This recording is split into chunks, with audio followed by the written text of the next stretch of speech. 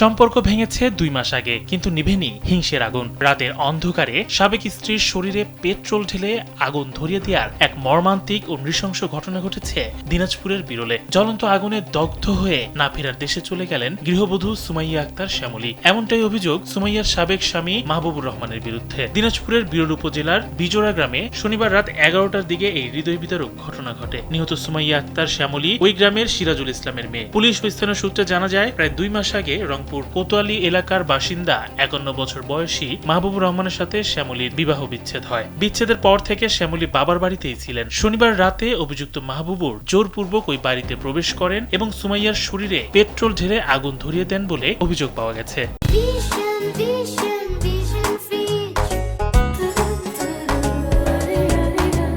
শ্যামলীর চিৎকারে প্রতিবেশীরা এগিয়ে এলে অভিযুক্ত মাহবুবুর ঘটনাস্থল থেকে পালিয়ে যান। মুমূর্ষু অবস্থায় শ্যামলীকে প্রথমে দিনাজপুর মেডিকেল কলেজ হাসপাতালে নেওয়া হয়। পরবর্তীতে অবস্থার অবনতি হলে রংপুর নেয়ার পথেই মৃত্যুর কোলে ঢলে পড়েন তিনি। ঘটনার পরপরই অভিযান চালিয়ে অভিযুক্ত সাবেক স্বামী মাহবুবুর রহমানকে আটক করেছে বিরল থানা পুলিশ। পুলিশ জানিয়েছে, নিহতের লাশের ময়নাতদন্ত শেষে পরিবারের কাছে হস্তান্তর করা হবে এবং এই ঘটনায় কঠোর আইনি মামলার প্রক্রিয়াধীন রয়েছে।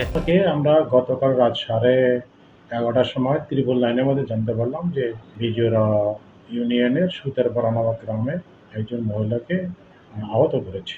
আমরা দ্রুত আমাদের টিম সহ সেখানে যাই, দেখি যে একজন মহিলাকে আগুন লাগিয়ে দেওয়া হয়েছে। আমরা জানতে পারলাম যে লোক আগুন লাগাতেছে তার নাম হচ্ছে মাহবুবুর রহমান, আর যার গায়ে আগুন লাগানো হয়েছে তার নাম হচ্ছে শ্যামলী। এরা উভয় স্বামী স্ত্রী, কিন্তু 1.5 মাস আগে ওদের সাংসারিক বিচ্ছেদ ঘটেছে। পূর্বশত্রুতার জের ধরে এই স্বামী গতকাল ওখানে গিয়েছিল মহিলাটার কাছে। মহিলাটা তাকে কোনো পাত্তা দেয়নি। পরবর্তীতে সে প্রথমে চাকু দিয়ে স্টাক করার কথা চেষ্টা করছিল, মহিলাটাকে প্রোটেক্ট করছে। পরে সেই মহিলাটাকে তার সঙ্গে তাকে যে দাহ্য পদার্থ বোতলে পেট্রোল জাতীয় এটা শরীরে ঢেলে দিয়ে আগুন জ্বালিয়ে দিয়েছে। এটাই হলো ঘটনা। পরবর্তীতে আমরা রোগীটাকে দিনাজপুর মেডিকেল কলেজ হাসপাতালে প্রেরণ করেছি। সেখান থেকে প্রাথমিক চিকিৎসা অন্তে তাকে ওখান থেকে রংপুরে রেফার করলে সে রংপুরে যাওয়ার পথে মৃত্যুবরণ করে। তার লাশ পরবর্তীতে তার আত্মীয় স্বজন দিনাজপুর মেডিকেলে কলেজে নিয়ে এসেছে, সেখানে ময়নাতদন্তের ব্যবস্থা হচ্ছে। আর আমরা